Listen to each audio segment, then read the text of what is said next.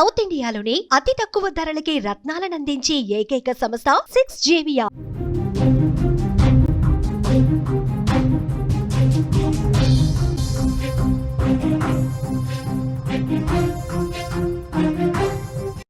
Breaking news చూస్తున్నాం. నేపాల్లో మరో దారుణం చోటు చేసుకుంది. మాజీ ప్రధాని భార్య సజీవ దహనమయ్యారు.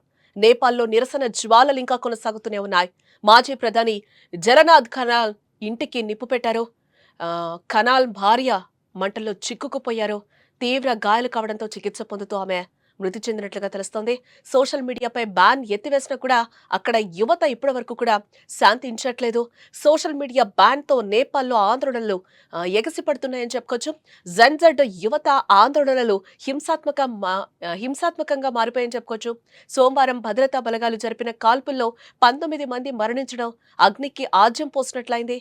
ఆందోళనకారులు ప్రధాని కేపీ శర్మ ఓలీ నివాసంతో పాటు అధ్యక్ష సుప్రీంకోర్టు పార్లమెంటు భవనాలపై దాడి చేసి నిప్పంటించినట్లుగా కూడా తెలుస్తోంది. ఇక ఇదిలా ఉంటే నేపాల్ రాజధాని ఖాట్మాండ్లో ఆందోళనలు తీవ్రంగా ఉన్నాయి. ఆర్థిక మంత్రి బిష్ణు ప్రసాద్ ఫౌడెల్ ఖాట్మాండ్ వీధుల్లో ఉరికించి కొట్టారు అతన్ని. మాజీ ప్రధాని జలనాథ్ ఖనాల్ ఇంటికి ఆందోళనకారులు నిప్పంటించారు. ఇంట్లో ఉన్న ఆయన భార్య కాలిన గాయాలతో మరణించారు. మాజీ ప్రధాని భార్య రాజ్యలక్ష్మి చిత్రాకర్ సజీవ దహనమైనట్లుగా కూడా మనకి సమాచారం అందుతోంది. నిరసనకారులు ఆమెను తన ఇంట్లో బంధించిన ఇంటికి నిప్పు పెట్టారు. ఈ సంఘటన రాజధాని ఖాట్మాండ్లోని డల్లు ప్రాంతంలో జరిగింది. చిత్రకర్ను కీర్తిపూర్ బర్న్ ఆసుపత్రికి అయితే తరలించారు. ఆమె చికిత్స పొందుతూ కూడా మరణించినట్లుగా మనకైతే బ్రేకింగ్ న్యూస్ లో సమాచారం అందుతుంది. ఈ ఘటనతో దేశ రాజకీయాల్లో ఒక్కసారిగా అలజడి మొదలైందని చెప్పుకోవచ్చు. మంత్రులపై దాడులకు సంబంధించిన వీడియోలు సామాజిక మాధ్యమాల్లో వైరల్ అవుతున్నాయి. ప్రభుత్వానికి వ్యతిరేకంగా చేపట్టిన నిరసనలో భాగంగా ఆందోళనకారులు పెద్ద సంఖ్యలో వీధుల్లోకి వచ్చారు. ఈ క్రమంలో ఆర్థిక మంత్రి బిష్ణు ప్రసాద్ ఫౌడెల్ వారికి కనిపించడంతో ఒక్కసారిగా కూడా అందరూ చుట్టుముట్టారు. ఆయన వీధుల్లో పరిగెడుతూ ఉండగా ఆందోళనకారులు దాడి చేస్తున్న వీడియోలు సామాజిక మాధ్యమాల్లో వైరల్ అవుతున్నాయి. ఆయన పరిగెడుతూ ఉండగా ఎదురుగా వచ్చిన ఒక యువకుడు ఎగిరి తన్నిన దృశ్యం కూడా ఆ వీడియోలో మనకి కనిపిస్తుంది. నిరసనకారుల నుంచి తప్పించుకోవడానికి మంత్రి మళ్లీ లేచి పరిగెత్తడం మొదలుపెట్టారు. ఈ దాడులు ఆర్థిక మంత్రికే పరిమితం కాలేదు. నేపాల్ మాజీ ప్రధానమంత్రి షేర్ బహదూర్ దేవ్బా అలాగే ఆయన భార్య ప్రస్తుత విదేశాంగ శాఖ మంత్రి అర్జురానా దేవ్బాలను నిరసనకారులు లక్ష్యంగా చేసుకున్నారు. వీరిపై కూడా ఆందోళనకారులు దాడికి పాల్పడినట్లుగా అయితే మనకి ఆ విజువల్స్ లో కూడా మనకి క్లియర్ గా కనిపిస్తుంది. నేపాల్ ఎంత ఉద్రిక్తంగా మారింది, ఎంత నిరసన జ్వాలలు అక్కడ ఎగసి పడుతున్నాయో కూడా మనకి కనిపిస్తుంది. జెన్జెడ్ యువత అయితే భయంకరంగా అక్కడ రెచ్చిపోతున్న దృశ్యాలైతే నిన్నటి నుంచి మనం చూస్తున్నాం. ఆ బిల్లుని ఎత్తివేసిన తర్వాత కూడా అక్కడ యువత ఆగ్రహ జ్వాలలు అక్కడ తగ్గట్లేదని కూడా మనకి కనిపిస్తుంది. స్టిల్ ఇప్పటి వరకు కూడా అక్కడ నిరసన జ్వాలలు ఎగసిపడుతూనే ఉన్నాయి. యూత్ మొత్తం కూడా బయటకు వచ్చి వారి నిరసన తెలుపుతున్నారు. ఇదే నేపథ్యంలో చాలా మంది ప్రజాప్రతినిధుల ఇళ్లకు కూడా నిప్పు పెట్టడం, వాళ్ళని రోడ్లపైన పరిగెత్తించి కొట్టడం కూడా చాలా దారుణంగా అక్కడ యువత ప్రవర్తిస్తుందని కూడా మనకి మరొకసారి ఈ విజువల్ చూస్తే అర్థమవుతుంది. ప్రస్తుతం సోషల్ మీడియాలో మొత్తం కూడా వైరల్ అవుతుందని చెప్పొచ్చు.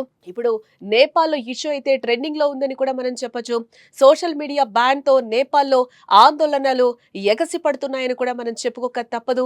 జెన్జెడ్ యూత్ ఆందోళనలు హింసాత్మకంగా మారాయని కూడా చెప్పొచ్చు. ఆ విధంగానే సోమవారం భద్రతా బలగాలు జరిపిన కాల్పుల్లో 19 మంది మరణించడం అగ్నికి మరింత ఆజ్యం పోసినట్లయింది. ఆందోళనకారులు ప్రధాని కేపీ శర్మ ఓలీ నివాసంతో పాటు అధ్యక్ష సుప్రీంకోర్టు పార్లమెంటు భవనాలపై కూడా దాడి చేసి నిప్పంటించడం జరిగింది. నేపాల్ రాజధాని ఖాట్మాండ్లో ఆందోళనలు తీవ్రంగా ఉన్నాయని కూడా మనం చెప్పుకోవచ్చు. ఆర్థిక మంత్రి బిష్ణు ప్రసాద్ ఫౌడెల్ ఖాట్మాండు వీధుల్లో అతన్ని ఉరికించి కూడా అక్కడ కొట్టినట్లుగా మనకి తెలుస్తోంది. అలాగే మాజీ ప్రధాని జలనాథ్ ఖనాల్ ఇంటికి కూడా ఆందోళనకారులు నిప్పంటించారు. ఇంట్లో ఉన్న ఆయన భార్య కాలిన గాయాలతో ఒక్కసారిగా మరణించినట్లుగా కూడా తెలుస్తోంది. మాజీ ప్రధాని భార్య రాజ్యలక్ష్మి చిత్రాకర్ సజీవ దహనమైనట్లుగా కూడా తెలుస్తోంది. నిరసనకారులు ఆమెను తన ఇంట్లో బంధించి ఇంటికి నిప్పంటించారు. ఈ సంఘటన నేపాల్ రాజధాని కాఠ్మండ్లోని డల్లు ప్రాంతంలో జరిగినట్లుగా కూడా మనకి తెలుస్తోంది. చిత్రకర్ను కీర్తిపూర్ బర్న్ ఆసుపత్రికి అయితే తరలించారు. బట్ ఆమె చికిత్స పొందుతూ కూడా మరణించారు. ఈ ఘటనతో దేశ రాజకీయాల్లో ఒక్కసారిగా కూడా పూర్తిగా అలజడి మొదలైందని కూడా చెప్పుకోవచ్చు. మంత్రులపై దాడులకు సంబంధించిన వీడియోలు కూడా ప్రస్తుతం సామాజిక మాధ్యమాల్లో వైరల్ అవుతున్నాయి. ప్రభుత్వానికి వ్యతిరేకంగా చేపట్టిన నిరసనలో భాగంగా కూడా ఆందోళనకారులు పెద్ద సంఖ్యలో వీధుల్లోకి వచ్చి కూడా ఏ విధంగా ఆందోళన చేస్తున్నారో కూడా మనకి సుమన్ టీవీ స్క్రీన్ మీద విజువల్స్ చూస్తే మనకి అర్థమవుతుంది. నిన్నటి నుంచి కూడా మనం గత 2 రోజుల నుంచి కూడా చూస్తున్నాం.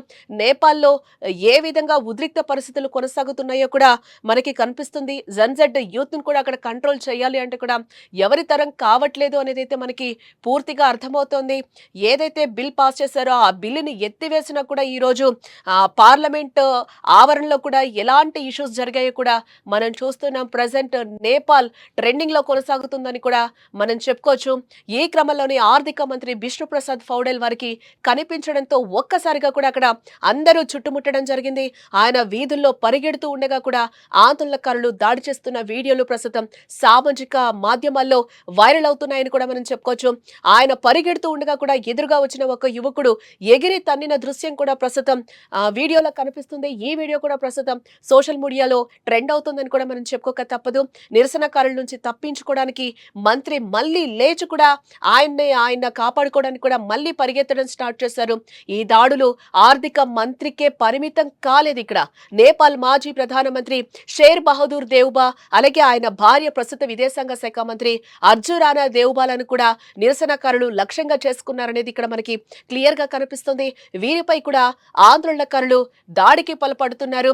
ఈ నిరసనలు ఇంతటితో విరమిస్తారా లేకపోతే కంటిన్యూ చేస్తారా అనేది కూడా ఇంకా తేలాల్సిన అంశం.